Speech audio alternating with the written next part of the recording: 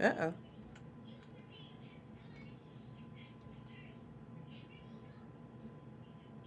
Alrighty, it looks like we're live. So she must be getting it.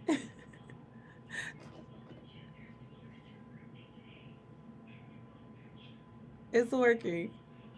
Forgive us, guys. It looks like we need oh, why can I think of his name? Kokomo. Looks like Kayla needs Kokomo.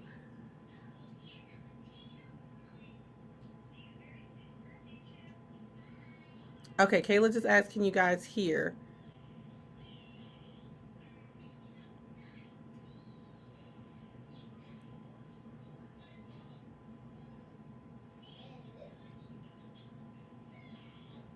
Can't hear Mel. Can't hear Kayla. Well, on my end, it says both of you are muted. Okay, Mel is muted, so that's on purpose. They can hear me, so they can hear.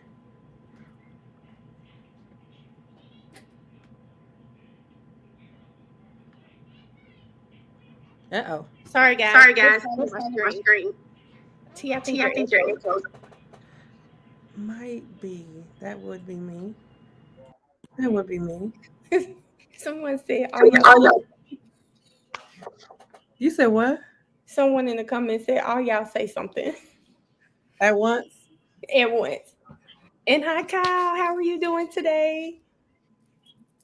We just turned the echo off. It's always Miss J. I don't know what it is on her computer, but that's what that is.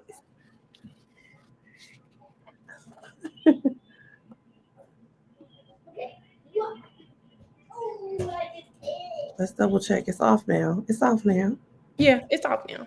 Okay. Somebody else there. It's off now. We got something to drink too. Honey, I needed it after today. Today was a doozy.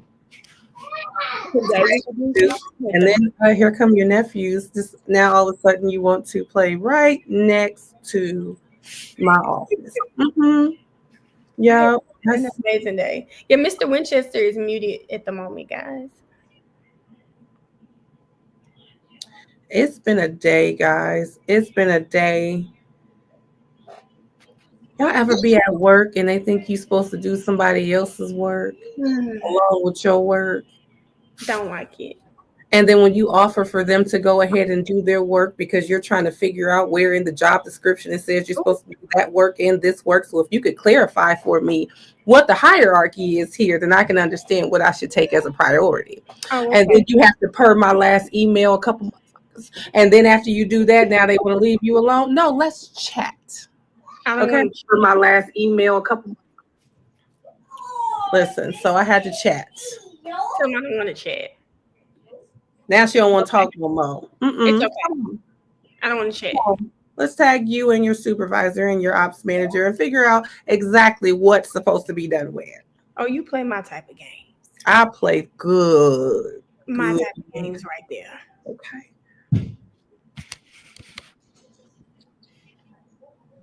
Woo, so they took me through that while I was analyzing today. But I did get to go see Wendy today, so I was good. I had to got a little woosah in.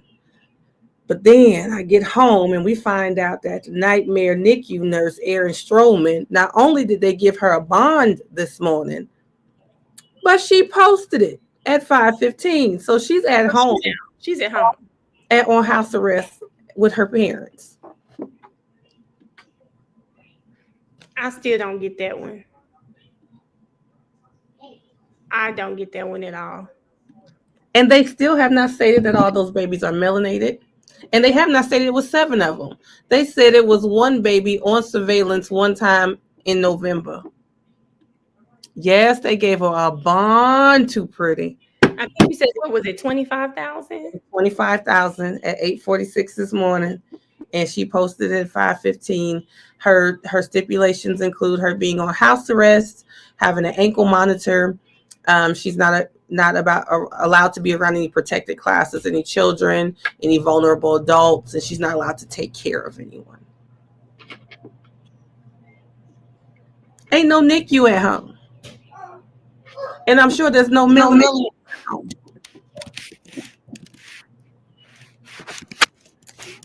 There was 7 of them, Deanna. 7 since last summer. I just think I mean, these are babies, defenseless. I don't understand how she's at home. She's at home chilling right now, but Honestly, I think it's worse than defenseless babies. We are at a point where these are babies that are in the intensive care unit. Like, these babies are preemies. They have issues. They were born with issues. Like, yak is not free, yes, sweet lady.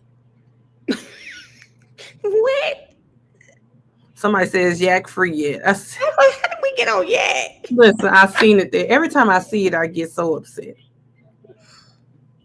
It don't make no sense. Yes, y'all. Thank you, Jay. Yes, hit the like button on your way in. Collapse the chat. Hit that thumbs up.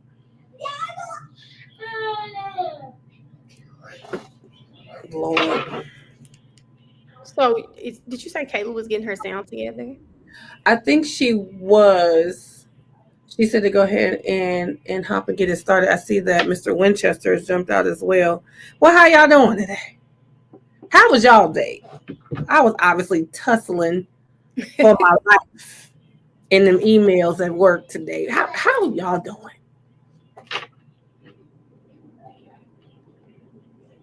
Hey, honey. Y'all, the fly fisherman, that's Big Unc. If y'all didn't notice by the flags, okay? Hey Q, and hey everybody in the chat. Now that we're officially starting, hello everybody. I hope you guys had an amazing day today. Shout out to all my millionaires that are in the chat. Thank you guys for coming to WTF Wednesdays. I can't wait till we do a little powwow on the after show, because we've got some research to do with this Rocky case. There are 2 things that were said on Twitter today by Miss Googly Eyes, and I need to confirm them. So I'm gonna need all hands on deck, y'all. We need to confirm it. Oh, I don't even know this out here. What happened? We got. So T, do you recall the defense ever saying that the prop did not eject projectiles? I don't ever remember hearing them saying that. I just remember hearing them say it was a prop. Who said that? So Megan was reporting on. She showed the video where they stipulated to the fact that the shell casings they have from Relly were not fired from the prop, which I thought was an important stipulation. You don't want the jury to go to the back thinking he did shoot him. These are the shell casings from the prop. Right. So, I think that was an important stipulation. But she is portraying it on her socials that, the defense is their defense is crumbling because the prop never shot anything. The prop never shot. And I said, I don't remember them ever saying it didn't eject anything. I don't remember that being the defense. But I can't wait. I just want to hear Joe's opening again, because I don't think he said that. Well, I think they went back and forth between calling it a prop and also a starter pistol, which would, not saying it would eject anything, but it's definitely going to make a pop. But if it doesn't eject anything, that would just cater to the stipulation that those didn't come from that, because it doesn't eject anything. That also would say, if it doesn't eject anything, that it's fake. Yeah, and so she's like, well, I think her stance is, if it is a prop and it does eject something, why didn't the police find that? Well, we don't know. We don't know why they didn't find it, but what we can find nothing. Nothing from nothing leaves nothing. What we can be certain of is Relly didn't find anything. What we can be certain of is, even if Relly found something, it was a lie. He's a lie. It's a lie. That's a lie. A damn lie. Relly lied. Yes, yeah. I'm gonna need to figure. I don't know. They were saying Kyle hasn't said anything. Kyle went off screen while Kayla's getting her stuff together. So But yeah, I said, listen. They said, and I remember the manager saying that, Miss Sheila, that it does eject some sort of casings. I remember the manager testifying to that, which was the first time I heard of that. But I see Kyle is back now. So hi Kyle. Hello. Wait a minute, Kayla on the flight? You on the flight? He says, Can y'all hear me? we can hear you now. Let me know if y'all can hear me. I'm talking. We can hear you. Maybe it's just I can't hear you, Kyle.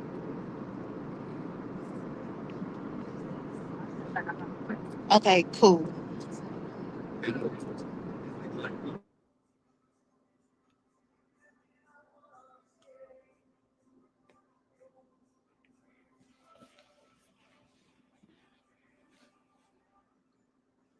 Yeah, we're trying to get, once Kyle gets connected, we're gonna let him start. We were just talking until we can get all this worked out. That come out, yes. Right, Montresa.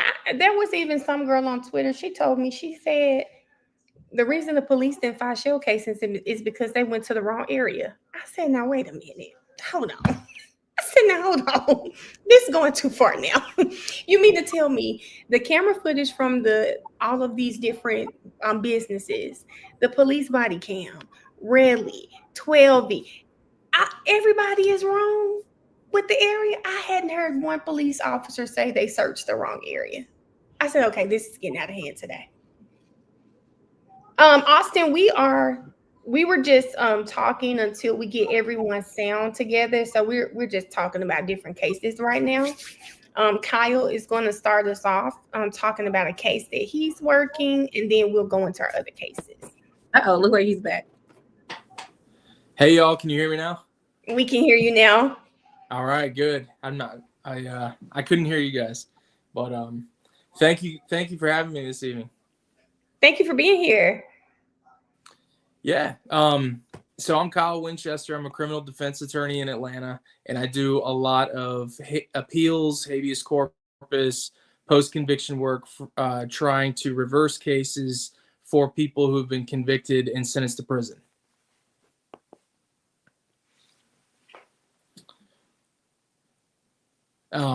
And so one of the reasons that I came on tonight is I thought it would be informative for your listeners to learn about a new phenomenon in DA's offices, definitely in the metro Atlanta area, but also other places in the country, called conviction integrity units. And then I have a client who's got a case that I'm currently representing in that, who's given me permission to talk a little bit about his case to explain how it works, and also to highlight the key issue case that really make it an exceptional candidate for that type of relief. Baseline, a conviction integrity unit is a remedy for, well, it's an organization that's run by the DA's office, and it's really created out of gratuity and good faith to really audit convictions and trials for cases that conviction relief. So what I mean by that is, if you go to trial and you lose, you have an appeal. That's your next step. And if you lose that appeal, then your case will proceed to state habeas corpus. If you lose in the state habeas corpus and you try and appeal that to the state Supreme Court, but that doesn't work, you'll then file a federal habeas corpus petition. And then if that doesn't work, there are what's called remedies that follow that. But once you've exhausted all four of those buckets of strategies to try and attack what happened at the trial, what you got left is a conviction unit. And that is a core group of prosecutors who are dedicated to reviewing older cases that still have an issue or new evidence, a legal issue that went unredressed by the other post-conviction arguments, or an instance of a miscarriage of justice, or factual evidence of actual innocence. And those are really the two key elements that you want to focus in on if you're an attorney doing one of these applications, or if you're a client that's trying to take advantage of it yourself. And that is, again, you want to be able to show evidence of actual innocence, or you want to be able to show a legal issue that creates a miscarriage of justice. And probably the most classic example of a miscarriage of justice is what is colloquially referred to as a Brady violation. In Brady versus Maryland, the United States Supreme Court basically imposed a constitutional duty on prosecutors to give over any evidence within their knowledge and possession that could benefit the defendant, whether it be shows to some degree that they didn't commit the crime, or whether it impeaches a material witness in the case. Prosecutor has a constitutional duty to turn that over. And when there is evidence that could help the defendant that's known to them but is not turned over, that creates a big problem. And if that happens in your case, and it goes unredressed, conviction systems like an appeal, like habeas corpus, conviction integrity unit application is a way to present that, try and get relief. And I raise that as an example because that's precisely one of the things that's going on in my client's current case. And this is the case of State of Georgia versus Travion Reed. Just to tell you a little bit about Mr. Reed. Mr. Reed was convicted of a murder in Atlanta. The murder happened in 2004, but the trial occurred in 2006. And he has been fighting, protesting his innocence, and trying to overturn his conviction for almost 2 decades now. And one of the issues that we're focusing on in his case was a Brady violation that we contend occurred during the testimony of a critical witness. And the issue there was that one of the witnesses that the state used to introduce an alleged out-of-court statement, which comes in as an exception to the hearsay rules, but basically a witness that they bring in to say, hey, the defendant told me something damaging, not in a custodial setting, not on recording, but I heard it and I'm here to tell you about it. We're going to bring in one of those witnesses to tell the jury about that. But at the time, this witness against Mr. Reed was under a federal sentence. He had a federal case. And the government at that time had made a motion prior to Mr. Reed's trial to reduce this witness's sentence. And they did that based on his cooperation against his co-defendant in federal court, but also based on a specific paragraph that referenced his testimony against Mr. Reed in the upcoming trial.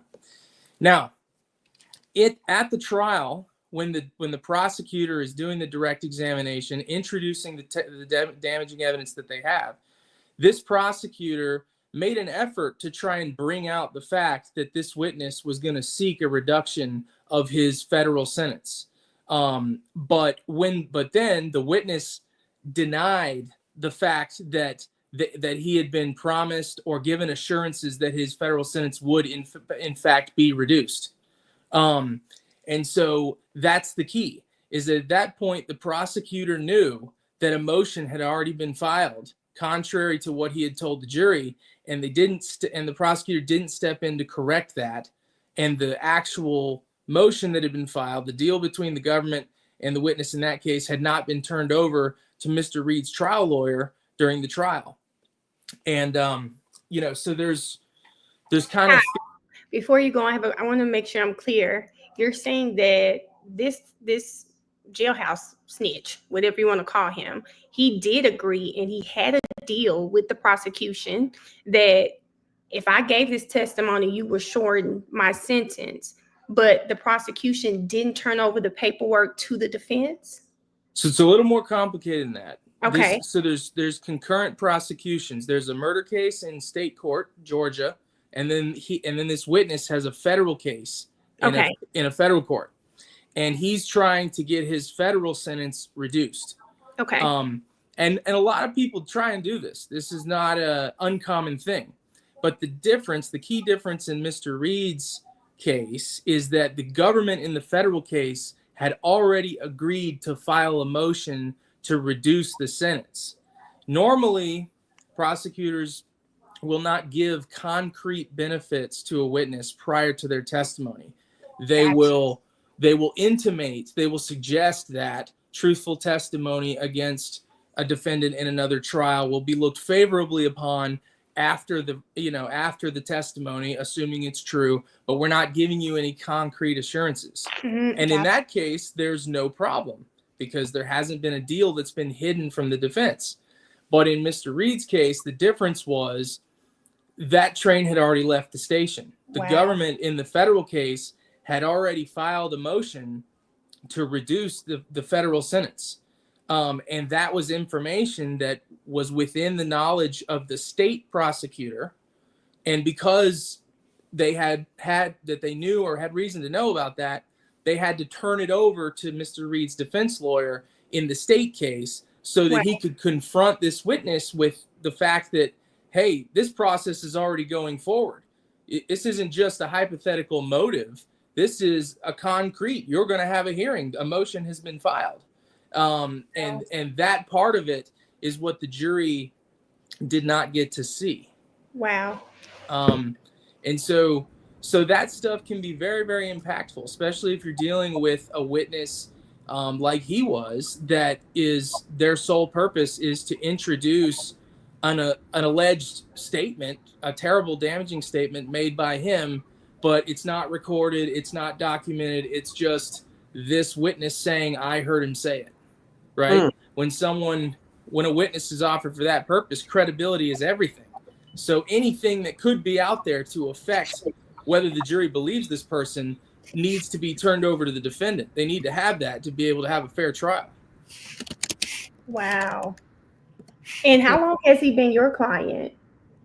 I've been representing Mr. Reed, I believe, for about 2 years at this point. Okay. Year and a half, 2 years. A year and a half. And what connected you two together? I'm not sure how he or his family got referred to me. I know I have good relationships with two of his prior lawyers. It could have been a referral through them, but yeah, we've been working together for a while. It's a complicated case, and he's been fighting it for a long time. But the example of the issues that we're pursuing there is a great example of what a conviction integrity application kind of is supposed to look like. That's what you're shooting for. You're trying to focus the prosecutor in on either evidence of actual innocence that's newly discovered since the trial, or a key issue in the case that wasn't brought up during the appeal that really shows unfairness. And a lot of people try and take advantage of this unit. So you as a defense attorney, you're trying to really zoom in on the critical aspects of the case so that the prosecutor that you're working together with will go right to it. So they can go right, won't have to spend tons of time digging and unraveling a big record. They can just go right to the information they need. Right. Can you give us an example of your thought process when you know you are facing other prosecutors that have been prosecutors their whole life, so you're looking at it through the eyes of a prosecutor? Just kind of what is your process when you do receive these cases to ensure that you get them to hone in on what you need them to look at? Well, I mean, there's a couple things there. The first part is, usually in a criminal defense setting, it's very adversarial. You and the prosecutor are on opposite sides of the podium. They're fighting for their client. You're fighting for yours. It's adversarial. But in the conviction integrity unit setting, it's the opposite. You're actually working together. You do it the right way. You're trying to be on the same team. And that kind of bleeds into the second part of it is concise legal writing is really a powerful way to communicate your strategy, because they have a lot of people. Some have attorneys, many do not, who are all trying to get them to look over these transcripts, look over these appeals, look at my case, look at this, look at that. You want your application to be concise and to the point, to where you're leading the prosecutor right to the information that they need to see to show, either actual innocence or a miscarriage of justice. Is if you can explain to us the difference. You go through all of these appeal processes. I think you gave me about 4. You go through all of these, and now you're at the conviction integrity unit. What, I guess I'm trying to see what would be different facing this unit versus going through all of these for I, these other 4. that was my exact question, because I have a couple of questions. Yeah. That So kind of lead into that, and that was, I don't know if these people actually know of this case, because this is my first time hearing of it. Me too. Is it true that Fonnie Willis was the ADA at the time, and was Glanville his judge? Is any of that true? well, I'm not going to name any names about the case, but it is a Fulton County case. It's a Fulton case. Okay. And yeah, it is a Fulton County case, but it's a case from, I think, the trial was in 2006. 2006. Yeah, Right. I can say that. Yeah, but Okay. But yeah, it's different from other stages of post-conviction relief, because you're trying to help the prosecutor get to the key information that benefits your client. And, you're doing that in a setting where you're working together, not in an adversarial setting like you are in litigation. Okay. I love the idea of it. I think it's just baffling my brain that I would love for it to not be adversarial from the beginning. I would love to get it right just from the beginning. I would love to not have to argue and go at each other. I love the idea of, let's just get this right. So now I'm going to be all over Travion Reed, because now I'm interested. T, before you, I know you said you had some questions for him. Go ahead. I want to ask him one. We have another attorney in the chat, and they wanted to know if Kyle, if Georgia has a statute allowing DAs to file a motion to vacate, or do the units function as an avenue to explore new options for appeal? So there is any motion to vacate's got to be grounded in some form of authority, whether it be a specific statute, a habeas corpus statute, an extraordinary remedy statute. If you want the judge to do anything, you've got to have some form of statutory authority. The unit doesn't necessarily operate as new routes for an appeal. It can help you during an appeal process if something has gone overlooked. But usually the way that they prioritize cases, one of the first things that they'll ask is, have you exhausted your post-conviction remedies? Because the idea is, if you've got an issue that is good enough to convince a prosecutor to overturn the case, it should also be good enough to convince an appellate court to overturn the case, and you don't need them to get involved yet. That's why it's usually a remedy for folks who have, and there's no hard and fast rule saying you can't pursue it before, but generally speaking, they encourage folks to litigate your appeal, litigate your habeas corpus, and then if you don't have those things available to you anymore, then pursue the unit. Okay. But these types of units exist in all kinds of different counties, and every county does it their own way. But yeah, it's a new phenomenon that's kind of come about in the last 4 or 5 years, I'd say, become more formal, and it's really a great asset to have if you're a person that's trying to get new evidence in front of someone that can make a difference, or trying to continue fighting your case and you haven't had success at the appellate or habeas corpus levels. Nice. That is, honestly, that is after watching what a lot of us have watched, and what actually birthed this WTF Wednesday, which was the YSL case that we all kind of covered in a way, shape, or form.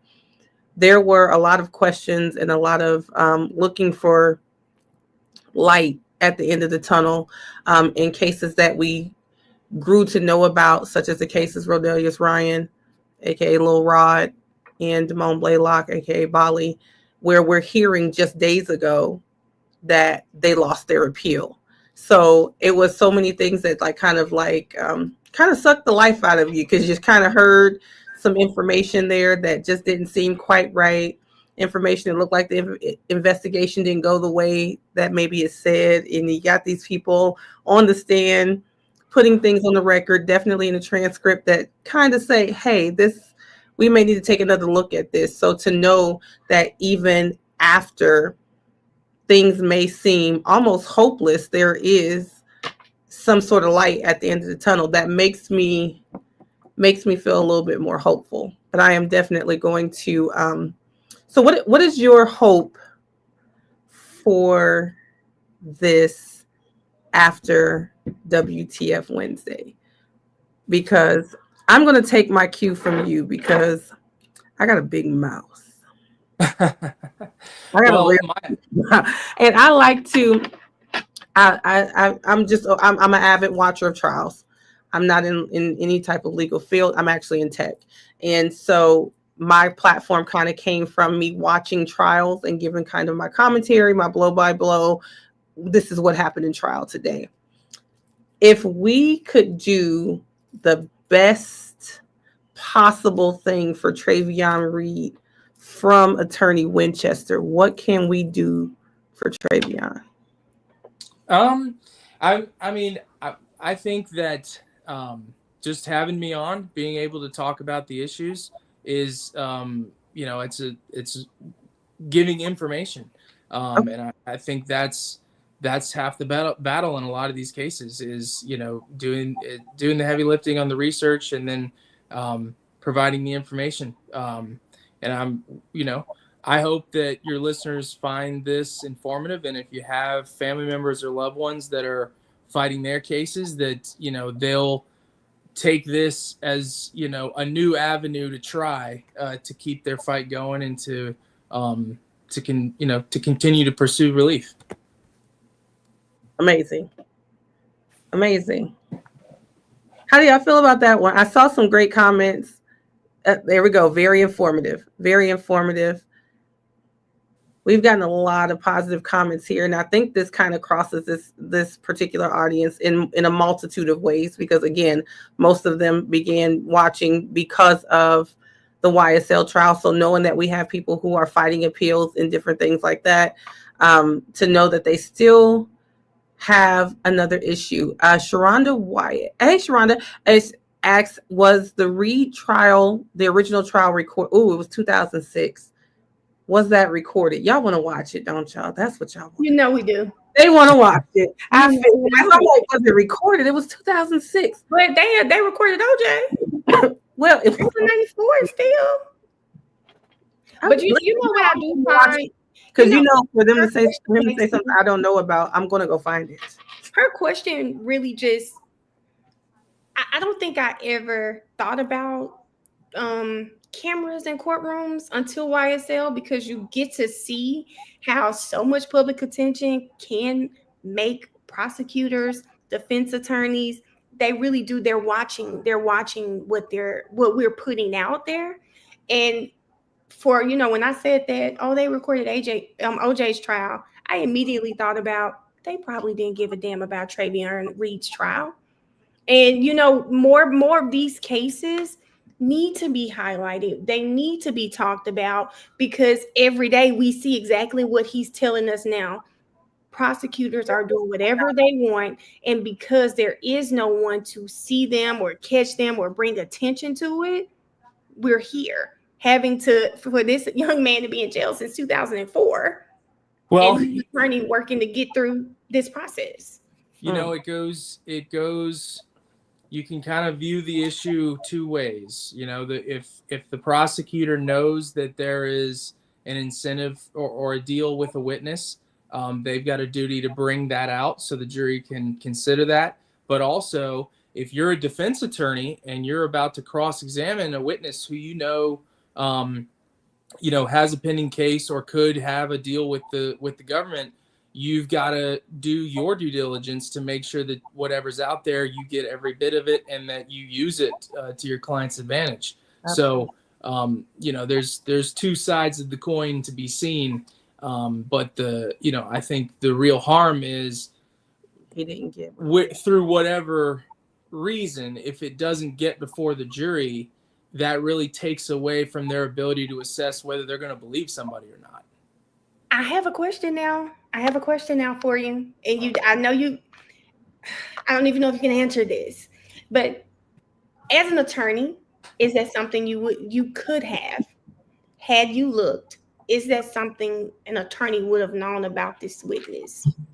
So that's an interesting question. I guess the short answer is it depends.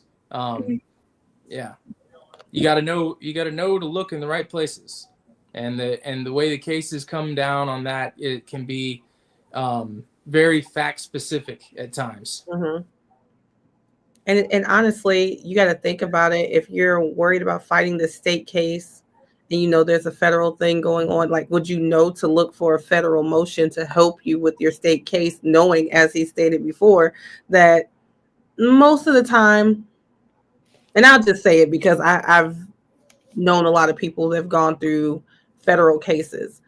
And the one thing I've heard is that information is time. You got information or you got time. Like that, there's either or. So it is kind of different to hear that they had already allowed for there to be a benefit prior to knowing that the information was going to do what they needed it to do. So it could have been a case where the defense attorney didn't even see that coming. That was just completely like, didn't know it would be that yet. So either way. That depends on the degree of the discovery that's turned over about the witness. Like you said, if you know that a witness has a federal conviction or a pending federal case, yeah, you know where to look. You know where to look to find that information. That's not suppressed. Mm-hmm. But if you don't get that in the discovery, and it's not necessarily apparent that this person has not only state issues but also a federal issue, then you might not have a reason to go look through a federal docket for that person's name. So these types of questions are very fact specific. Got it. So is there a time frame for how long this process takes, or do you kind of just work until we come to some sort of agreement? So that's it's the latter. There's no the units are not creatures of statute, and I guess that's like a legal way of just saying. We get what you mean, though. The law, there's not a law I can point to that creates a conviction integrity unit. So there's not it's not like when you're in court, you'll get specific deadlines about when to file certain motions, when responses are due, things of that sort. But that's part of the working to commutative working process, is that you're really not supposed to be an adversary to the prosecutor in one of these. You're supposed to be working together to share information so that you can both get to the right result. I mean, but Kyle, at what point do we say it's been 2 years, girl? Sign some papers or something. Have you done one of these before outside of Travion? Have you worked one of these cases before? Mm-hmm. Okay. How long? They said Kyle was a super lawyer. Okay. Oh, okay. Well, Kyle, I'm over here. I keep my opinion to myself because I'll just be ready to jump in the field. I'll be ready to nuck every buck. So if Kyle said get him, I was jumping off the leash. I was waiting to see, because I'm definitely getting ready to go do my due diligence, because when things like this pop up, I absolutely cannot ignore. I cannot ignore it. I always tell the story that my freshman year in college, that was actually one of my first assignments, was a book about a Fulton County case called The Condemnation of Little B. And that was the beginning of Paul Howard's administration. So I always, for some reason, end up in Fulton County about a case. So here we are. I'm back, guys. Travion Reed. Let's see what's going on. I want to know. I won't do anything until Kyle say something. But I would love to know about this case. I absolutely would. I'm intrigued now. Well, thank you all for having me on. It's thank you. Yeah, it's I hope you guys have found it. I hope you and your listeners have found it informative, and that they can, help them. If they need help, they know where to look. So we're happy. It looks like Kayla's coming. Okay, there she is. We are so happy that you were able to come on. It was very informative. Very. Oh my God. What's the matter? Girl, don't play like that and stuff been happening with these planes. I don't do this to my life. Come on, don't do this to my nerves. I missed all of it, and I'm so sad. But I was reading the comments, and it looked like it was amazing. Yeah, it was. It absolutely was. It was amazing. It was informative. It was hopeful. Very much so. Actually, it actually in a way, I'm gonna be the last one across that bridge, but it bridged the gap as far because I'm very adversarial when it comes to certain things. But this was definitely showing that there's a way to bridge the gap and work together, and I love that. I love it. And did y'all remind him that Kyle represented me when I almost went to jail? No, we didn't hear that part. Kyle didn't say that. We went running up the Y'all forgot when Glanville tried to hold me in contempt? Kyle was one of the lawyers who represented That's right. me. She had a good team. She had a crew. She came in with a whole starting five. But listen, Kyle, we missed you in the plethora of lawyers that was standing behind her. There's about 20 of them behind her. So Some of them up there. Okay. See, Kyle Nuck if you buck too. Okay. I love it. I love it. I love this work. It makes people hopeful.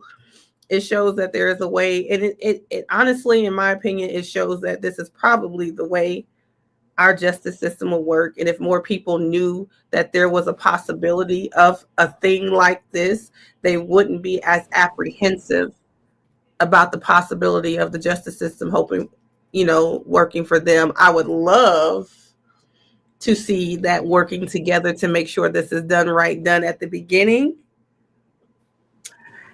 Hi, Mrs. Williams. Hey. You made my eyes sweat this morning. I has Oh, and he came right on time because I just got news about my godson that I was tearing up about yesterday.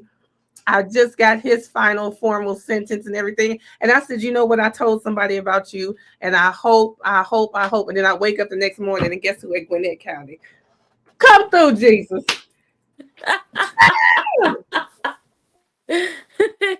Well, thank you, ladies. I appreciate it once again. Thank you, Kyle. Thank you. Y'all have a good one.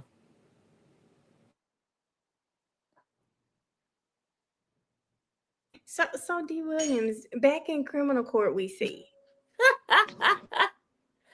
I know. I thought it was appropriate to have that. Attorney D. Williams since we were talking about post-conviction work and, everybody knows what's going on with Rod. So thank you for joining us. Yeah, for sure. Thank you for inviting me.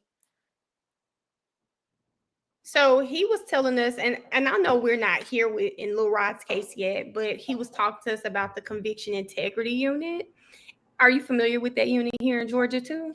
I just heard about it like 2 weeks ago. Oh, wow. Yeah. I went to like some conference and they were explaining what they do and everything. And I was surprised. I didn't know they even had that. How do you feel after hearing what they do? Because I guess for me, Erin, she's an attorney that she's in my chat and we bug her all the time. And she was kind of telling us something similar. So hearing it today and you guys kind of confirming that it is here in Georgia was really good. But just hearing what they do, how are you feeling as an attorney that practices here? You and Kayla, how are you guys feeling about that unit in general? Yeah, I mean, I appreciate that they do have it. I'm hoping that helps for so many people who get wrongfully convicted and are able to have like another set of eyes look at it. I believe if you have like the prosecutor looking at it and they're presenting it to the judge, like, hey, we made a mistake. I mean, that might help get some people out of jail. So of course I like it. Yeah, help them get out of jail, without exhausting so many resources and so much money and so much time. But it's just a simple fact of it doesn't do what it's supposed to do. Yeah. Raynette said it sounds like fluff. I hope not, Raynette, especially because it sounds like from listening to Kyle, when you get to this unit, the gloves are off. Like, we're just sitting down. Let's look at this. There's no time crunches. He said there's really not a statute. They're just kind of looking. And I do think if, as an attorney, if you can go through everything and show the prosecutor, I don't know. I get it. I get what you mean by that, Raynette. I guess I'm just so hopeful. That these are prosecutors that didn't prosecute the case, looking over everything. That it might be better. There's no connection. There's no emotion attached to the cases, because no, I couldn't imagine sitting down with Love and saying, "Hey, let's look over what you did." I can't imagine that. So I do appreciate it's not the same prosecutors that prosecuted the case. I can appreciate that. And hopefully that makes it work out in people's favor. The only issue I see Do you is, know if Rod had an opportunity to experience, I guess, whatever they do? no, he based on what they were saying at the conference, he wouldn't be eligible for that, because they're gonna say the jury had an opportunity to like look over his case and they still decided what they decided.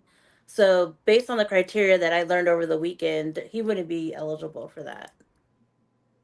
Because it'd have to be like clear cut, like he was definitely like on the other side of town when it happened, and somehow the jury still found that out. And it's like, but this one's a little different, so he wouldn't be eligible. Even with the new evidence that came out Well, in the testimony? it wasn't, it was there for the lawyers to have picked up on, if they would have picked up on it. So it's like, it's not really new. We just brought it to the forefront. And I think that's what Kyle said. Basically, it has to be a miscarriage of justice or actual factual evidence that completely proves they're in. Right. Like he would. Yeah, he would have to be the other side of town or something like that's so far fetched. It's like, wait a minute, but this one's not. He wouldn't be eligible. But there's still a different way for him to go, perhaps get another chance. So, and I'm happy that he does have a public defender, because he doesn't have to wait for the check to clear. I love that. I love it. I love it. We'll still remain hopeful. I hope. Oh yeah. You will. I appreciate you coming on. I was so excited to see you. So I appreciate that when Kayla was talking to us about this, I think Miss Jefferson was like, "Oh, we need to ask about Lil Rod's case." So it was really good, really, really good to see you and to kind of I'm nosy. to connect the dots there. Yeah, I saw your comment. I was like, I mean, everybody keeps calling me. They're like, "Oh, I have appearance. Can you do this?" I'm like, okay. And I keep showing up. I love it. That's okay. One day at a time. I'll take it.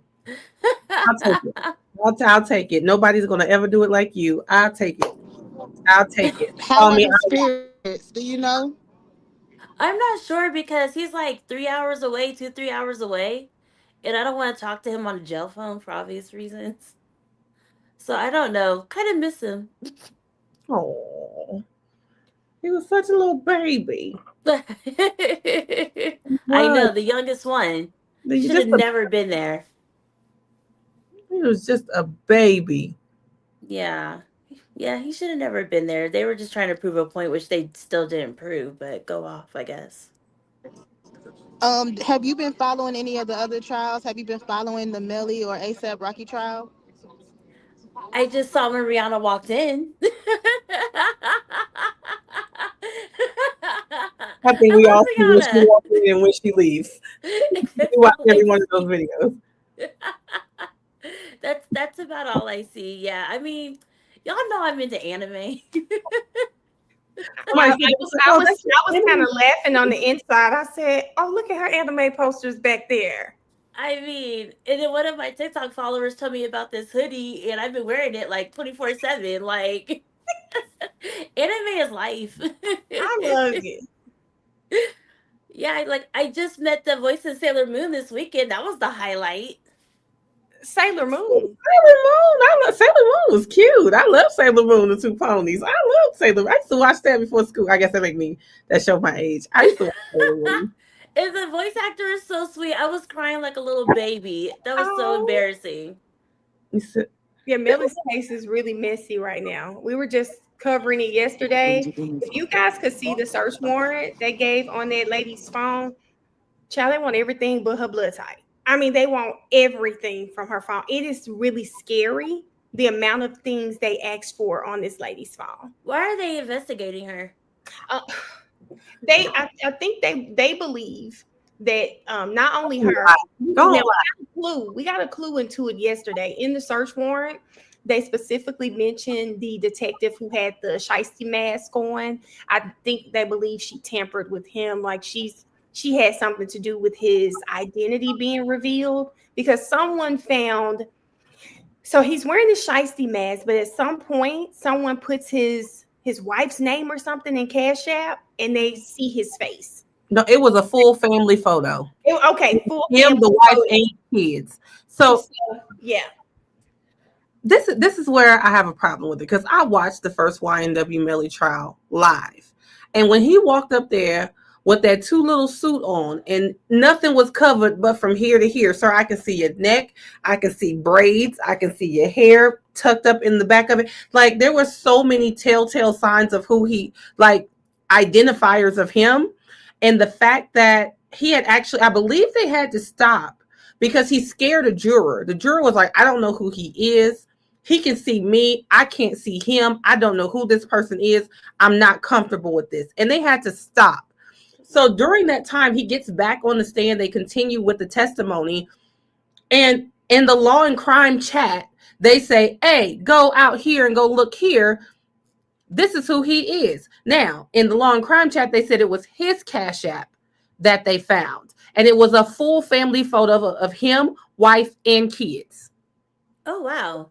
So this was why he was on the stand talking. This wasn't that he was testifying. They went home, came back the next day, and they found him. This is while he was on the stand talking. So now that they're trying to say that she may have leaked his identity to a YouTuber or something, his identity was out before he took a break. Before they took a break. So they're saying that the lawyer put that out there in the chat while she was in court? It seems like we're just like piecing stuff together from the search warrant because the search warrant wants everything. That could be it. They want to know her maps. They want to know what she has on her Apple Watch, all her health information. Did they actually release the search warrant, man? Yeah. You want me to say over a year ago? Yeah. They just released. Remember, T? They just released the search warrant. It must have just came out. They just released it. They tried to put a protective order on it so she couldn't see it. And then, yeah, great. There are two attorneys here. I have a question for you guys. Because we were looking for attorneys last night in response to this. So there's a part in court last week. The attorneys for the defense team, because Raven's on the defense team and the prosecution. The defense is arguing for the affidavit that went along with the search warrant. And the judge will not release that affidavit to them. He says it's not within his power to do so. He did what he could do. That is releasing the search warrant. The defense's stance is we need that affidavit. Basically, we need to see what they are citing as a what's it called? What's the word? They saying show me the money. What's the conflict? No, what's the word? The probable cause? No, they're trying to figure out the conflict. What the conflict? Thank you. Woo. Okay, the conflict. They're trying to see what the conflict is because I think in my mind, the search warrant is too broad. They need to know what they were saying in the affidavit to see what the conflict is. But the judge's stance is the conflict is that the very same people prosecuting Melly for this double murder are probably going to prosecute her for witness tampering. So that's enough conflict. You don't need to know anything deeper. But the defense is saying, no, we need to know specifically because this could be that would be discoverable material. Wait, so that's what they did. What the defense said too. Okay, wait a minute. He had because the witness tampering case is open and the double unaliving case is open. The witness tampering case came at the end of the last double unaliving. And he said, wait a minute. So it's this case with him. She's being investigated to this moment with him. Judge says yes. He said, then that's discovery. That's what he said. He And said, he said there is no, because the judge was said the Constitution portions that wasn't enough. He gave, they cited Article 4 and 14 to give up the affidavit. They have tried everything to hide the search warrant. They have not released it. They tried to release it in camera. They tried to release it only in camera to the judge and have the judge redact it and give them a redacted version. And when the judge said, I'm not redacting it, because if I came to your house and wanted to search your house, I'd have to give you a search warrant. So you guys are searching her phone. You have to give her this search warrant. And then they left and was supposed to come back with the search warrant, and they came back with a protection order for the search warrant. And the judge was like, okay, now let me look through this. And the judge was like, yeah, no, ma'am, no ham, no turkey, no sandwich. You're not getting this protection order. Give them the damn search warrant. And so they gave the search warrant, but not the affidavit. And they literally asked them everything from voice memos to draft to their fitness information to everything. When you downloaded something, when you updated your phone, when you purchased your phone. It was so many things. It was so broad. It was like everything from turning the phone, the moment you turned the phone on. They want to know everything about this phone. I mean, they asked for so much information. Cash App Danny. I called him Cash App Danny during that last trial. It can't be Cash App Danny because they found his ass. I know they like to say, oh, it was his wife's Cash App. When they found him, they used him. He gave his name when they found him. My thing was that they're either trying to stay up in the group chat so they can see. How is that not attorney-client privilege for the things that are on her phone? Thank you. That's all it is. That's all I'm thinking is how is it That's not the whole strategy. That is crazy. Because how would it be Cash App Danny before it's Mariah? I mean, Mariah's in there too, but why would it be more of an issue with Cash App Danny than the witness that y'all said skipped the country?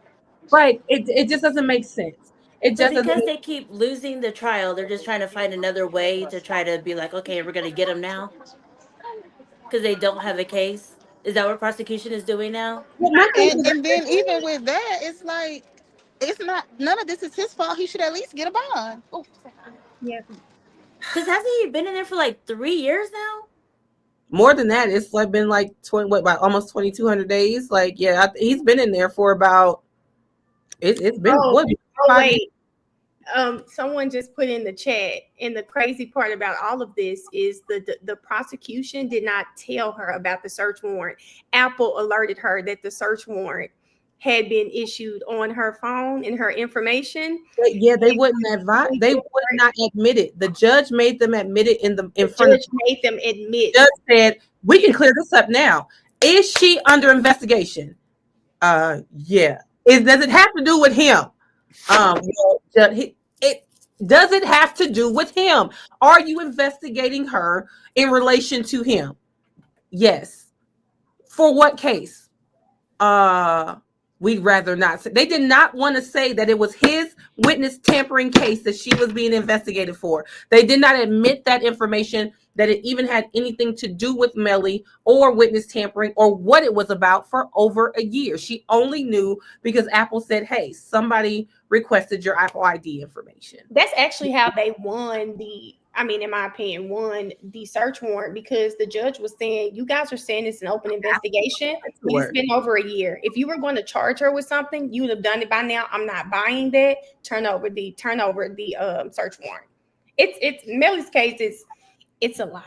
I personally feel like if you've watched the first case, I mean nothing by this. I hope I don't offend anybody, but I had a hard time figuring out if Melly was Hannibal or Rain Man. I could not figure out if he was absolutely insane or autistic. I could not figure it out. I didn't know what he was doing. It was scary. Then he'd bust out smiling. I'm like, well, all of this in court. He was doing weird stuff in court. So I was like, what the hell? But no matter what, Attorney Liberty was able to communicate with him, get information from him. She was the closest with him. And I personally feel like they were going to wait until she was absolutely representing out of him and then arrest her. They were going to remove her. I just really feel like that they were holding that information, holding this investigation open. And then all of a sudden, when they say they feel like they're not winning. Yeah. they're going to remove her because nobody else on that defense team, no matter how great they are, nobody communicates with that boy like her. And you got to remember, she was the one going to see him. So with her being under investigation, now he sees nobody. Now he up here playing with his mouth and doing all this kind of crazy stuff. Like he's losing it. He's losing it. I mean, makes sense if you're in jail and you know you shouldn't be. Because the first one was a mistrial, wasn't it? It was. It was. But the thing is, he's not just in jail. Oh, they keep him in a separate part where the wing is isolated. There's no door on his cell. There is an officer that sits outside of it, and that officer is not allowed to converse with him. When he does come out to eat, everybody else has to go in their cells, and then he comes and he walks around. So nobody talks to this boy. He has not had a phone call or an email in over 3 years. He has. And you see how he looked when Mariah walked in. It's like that was the only. Ain't her name Mariah? Mariah. Yeah, it was like that was his first glimpse of life. Life It's like outside of court, and he was like the boy looked like he would like the little skunk off the Looney Tunes. The heart start going.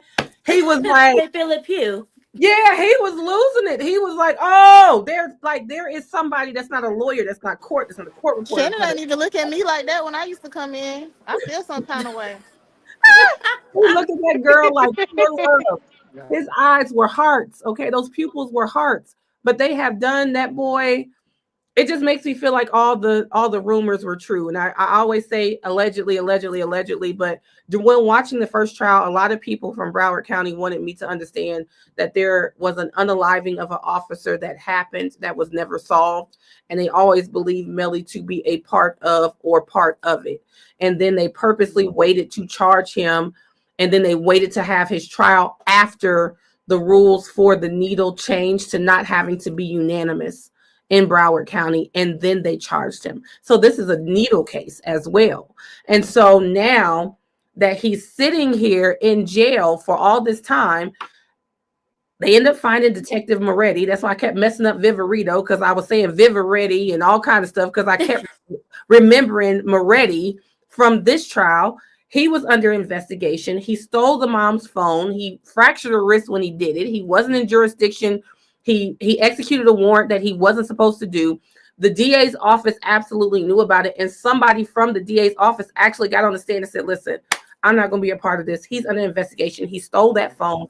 This is when he did it. This is what he said. I don't want no parts of this. And so the first DA got kicked off because of that, DA Christina Bradley. And then now they have DA Buckaloo in here. And the first thing she said is, I'm going to ask that Bradley be brought back onto this case. And when the judge said no, she said, all right, cool, because she was being real nice and she didn't charge everything. So now I got some about extra 6-7 charges that I'm going to add on to this double unaliving and everything else. And on top of that, she went and got his co-defendant and started this witness tampering case. And it all seems vengeful.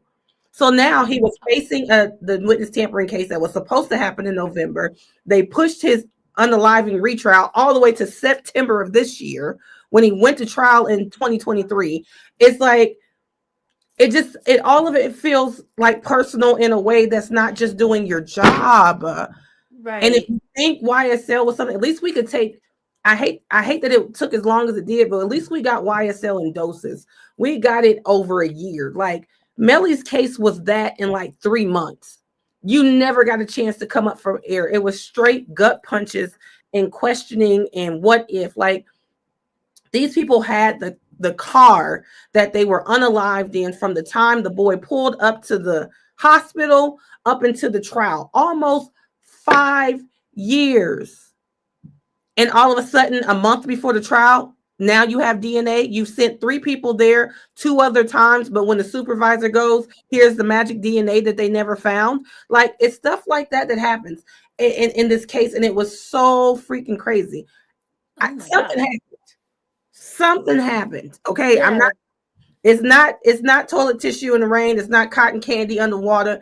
This is not what we saw in YSL. There is some crazy, but it's just like they start adding stuff to the evidence and doing things like executing a warrant you have no business executing and out of your jurisdiction, lying about it, lying about people being under investigation, and then DAs getting kicked off. I think we are on DA number 2, judge number 3.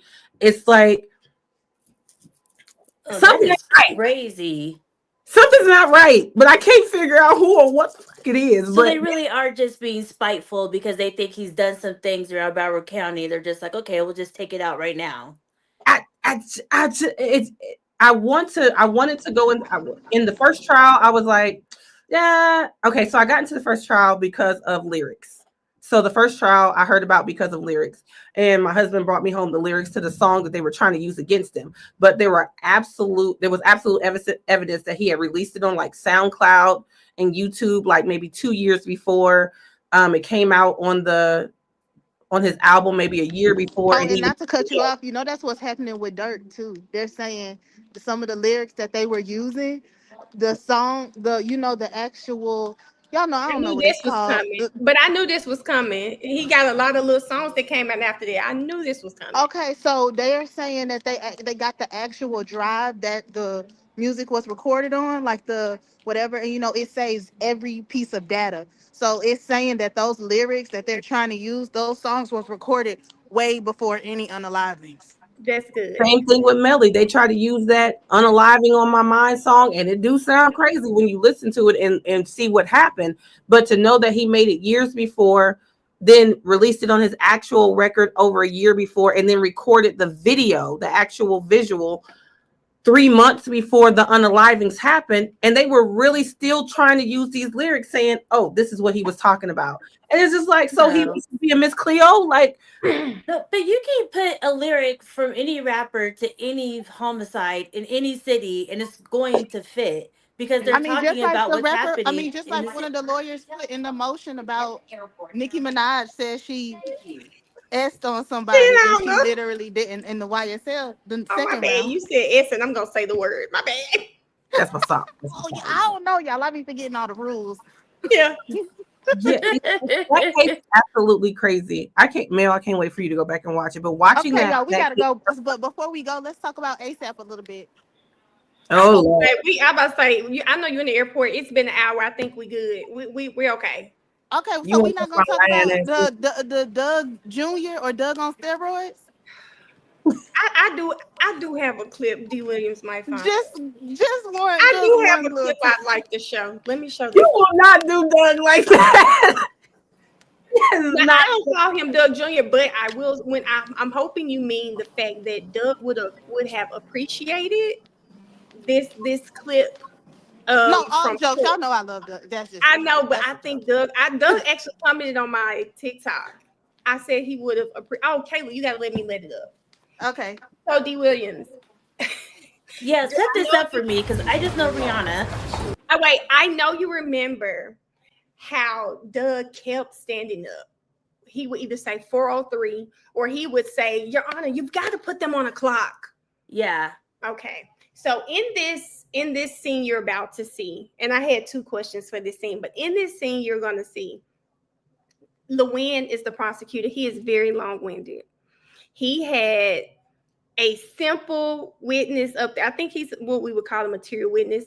He had him up there for 7 to 8 hours. It would have been longer, but the judge told him this. And it's so funny because 40. court was over. Court was over, y'all. And the judge tells them, no, I want to talk to you. So Lewin is the first one to get there. So you're going to see him say, oh, did he call a meeting? The judge is like, no, I did. So here it is. Okay. Did you have something or did you have something? I do. You have something. And then I'm going to ask all of you. Okay. Oh. Sorry, y'all. Don't mind me and all my shit recording. Did you have something or did you have something? I do. You have something. And then I'm going to ask all of you. Okay.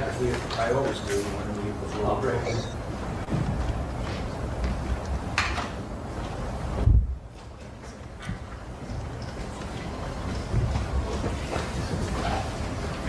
All right, we're outside the presence of the jury.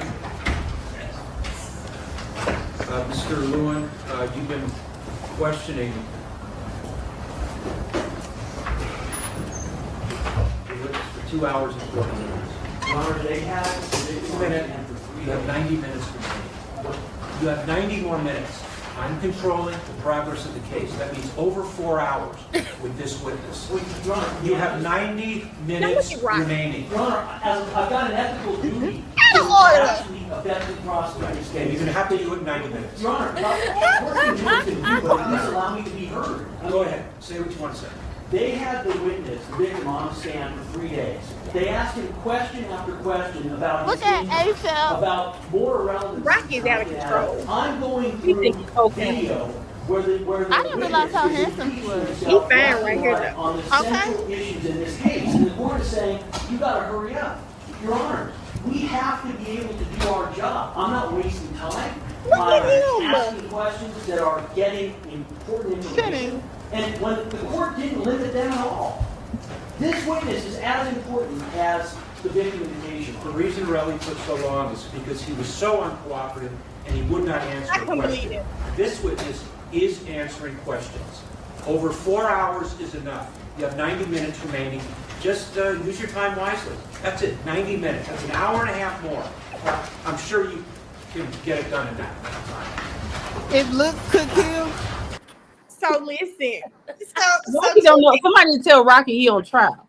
Two things, because I'm happy. Let's see what the WTF family feels about this. I wrote 2 questions.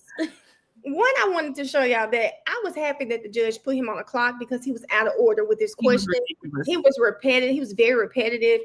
He would ask the same thing and maybe change one word. It was terrible. But Rocky's attitude in court. Now, we are outside of the presence of the jury, right? But outside of him doing all of this, the other day he left court with shades on.